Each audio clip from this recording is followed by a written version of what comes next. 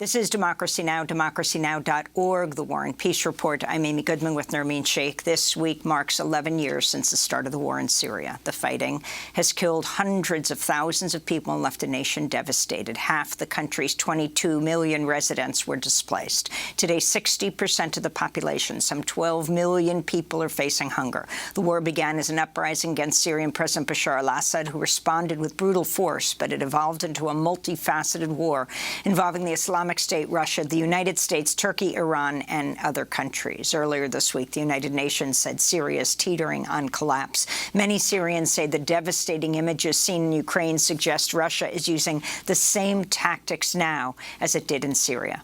We're joined now by Waad Al-Kateab. She is a Syrian activist and filmmaker, award-winning director with Edward Watts of the critically acclaimed documentary Farsama. Earlier today, she took part in a protest outside the Russian embassy in London to demand that Russian forces stop bombing hospitals. In fact, you head an organization. Talk about its name and the significance of what's happening in Ukraine and how you connect it to what happened to your country, Syria. Yeah, thank you so much for having us here. I mean, as you just mentioned, what's happening today in Ukraine is something really coming across like what we've been talking about in the last 11 years from the start of the Syrian revolution. It's just very sad and interesting, really, actually, to hear all this conversation about no-fly zone, the arm, what other countries can do, and just to take one step back and think about what's happening. It's not about Ukraine. It's not about Syria. It's about Russia and what they can and they are capable to do. And I think there's so many questions, like negotiating kind of the details and the deals and how this could be solved. But I think the main question should be about Russia's position in the world, the UN Security Council, the UN, all these organizations and governments, like responsibilities and rules toward not just Ukraine today, not just Syria, not even like Afghanistan. It's about all our life. It's about what next. Even if Ukraine today was like part of the NATO or not, like this is not about Ukraine today. And I really, really hope people can just take it as a like a overall conversation, more than just like what's happening exactly today.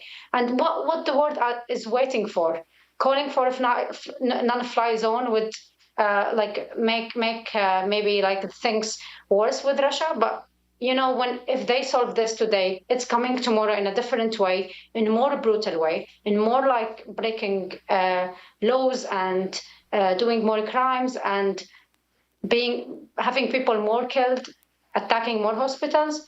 And I'm just like, it's really very frustrating, all this conversation happening around the world. And Waad, can you talk about your own experience in Aleppo? Your husband, of course, was a doctor, Hamza, who worked in a hospital in Aleppo when hospitals were being attacked. And he said at the time that if you want to be safe, you should go to the front line. That's the safest place in Aleppo. In other words, safer than being in a hospital.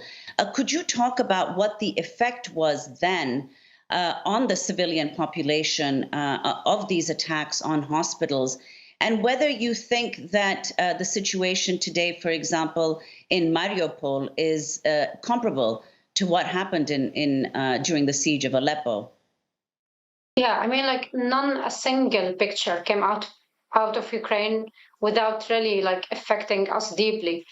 All these civilians now, all these people who are going out to fight against what's happening in their country, all these hospitals who were being bombed, the pregnant woman who was like carried by people trying to escape after like her house was attacked. All these pictures is exactly what we have been through. And, you know, for a second, we thought like we might be numb or we might feel like unreally like affected by what's happening. But it is deeply affecting us and deeply like, I think we were very disappointed by the whole international reaction to Syria. We were a little bit feeling better because we felt that people are really caring about Ukraine today. But at the same time, like we are worried about how long this would take to take a real action. I lived in a hospital with my daughter and my husband, where like the whole film I've made out explain a lot of this experience. We've been under attacks, like by Russia, by the Syrian regime. People were arrested and kidnapped and disappeared in Syria by various forces, like mainly the Syrian regime. And all of this now, it's happening again in Ukraine. I'm just really, really shocked what the world is waiting for. What more you need to see? How many hospitals should be more bombed? I mean, 11 years now in Syria, and the whole world sees and knows all of this. And as Syrians, we're now across the whole world. Today, in front of the Russian embassy, we try to stand and say, stop bombing hospitals. Again, like this, I made this as a statement in Cannes Film Festival 3 years ago when For Sama was out. We tried to make it before, we tried to make it after. And I can't really believe how long the world needs to wait until more people will be killed, until more children will be like their life now is horrible as our life was, as our life still until today in so many other various places inside Syria. And what can you talk? You mentioned, of course, as we did too, that this month marks the 11th anniversary of the war in Syria. First of all, you've insisted that the war not be called a civil war, as many still refer to it as. So could you explain why? And then second, what the humanitarian situation in Syria is now like. 60% of the population now reportedly facing hunger, with the average price of food higher than at any time in the last 9 years. Yeah, I think what we are going through now is 11 years of what we call it revolution in Syria. What it was happening on the floor was revolution, was like on the ground. Thousands of Syrians were protesting in 2011, trying to end Assad control of Syria, corrupted system, like a whole of crimes was happening and was still happening until today.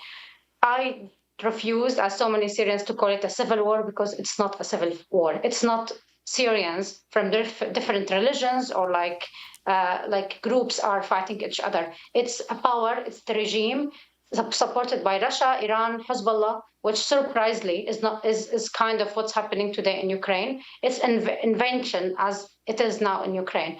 And I was so happy to start also see people and journalists and people reporting this at not stop war in Ukraine. It's not stop war, it's stop Russia. And that's a huge difference in even how we deal with these people, how we react to what's happening.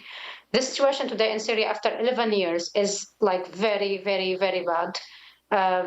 Assad regime, after all the crimes that he has committed, is still ruling Syria. He's still controlling over maybe 80% of Syria. And economically, security, the basic life is not existed anymore, with over hundreds of thousands of people who are in Assad prisons today, where all their beloved ones has no information about them. They don't know if they are alive or not. And hospitals and buildings and towns still being attacked by the Assad regime, supported by Russia until today in Idlib.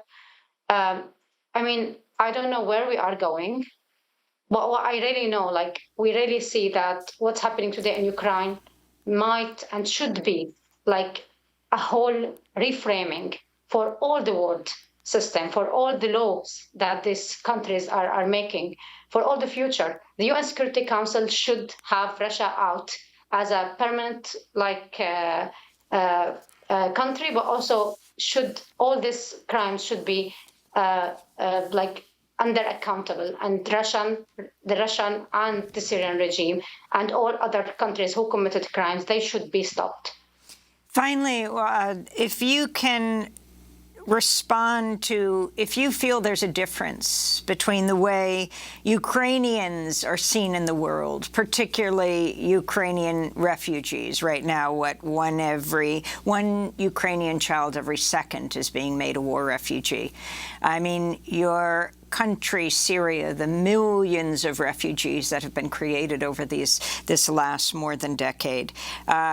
Do you think there was a difference in the world's response and the media's response? I mean, yeah, there's like absolutely a very clear difference today. But what I really want to say, like, we lived through this. I don't want to say like there was a difference and should be kind of like deal with them as they've been dealt with us. What I really want to say, I don't want anyone around the world to live through what we lived through. I don't want anyone to feel like being rejected or escaping like war and crimes and bomb and being like not welcomed in any place. I think we should really look back at all of our judgment about so many things and thinking about others and just try to live in this world, because refugee or like war and what happened in Ukraine or in Syria before, it's not who you are. It's something happened to you. And could be today in any other place around the world. We have just to be more human with each other, with ourselves, and really like try to help as much as we can. I want to thank you so much for being with us. Waad Al-Kateab is a Syrian activist and filmmaker, award-winning director with Edward Watts of the critically acclaimed documentary Forsama. She was part of a protest this morning outside the Russian embassy in London, demanding that Russian forces stop bombing hospitals. In fact, she founded the campaign Stop Bombing Hospitals.